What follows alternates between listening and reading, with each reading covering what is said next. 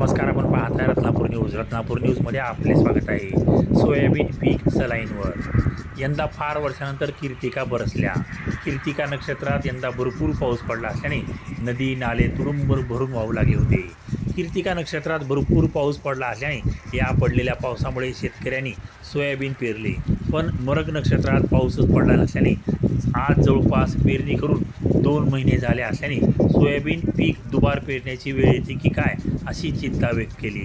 पेरलेले सोयाबीन बऱ्या प्रमाणात उगवले असल्याने व पावसाने उघडीप दिल्याने शेतकरी आपले पीक वाचवण्यासाठी स्प्रिंकलरने पाणी देत असल्याचे चित्र जवळपास सर्वत्रच पाहावयास मिळत आहे. रत्नापूर न्यूजच्या प्रतिनिधीने असाच आढावा घेत असताना शिराळा शेतशिवार भागात स्प्रिंकलरने पाणी देत असल्याचे दिसून आले.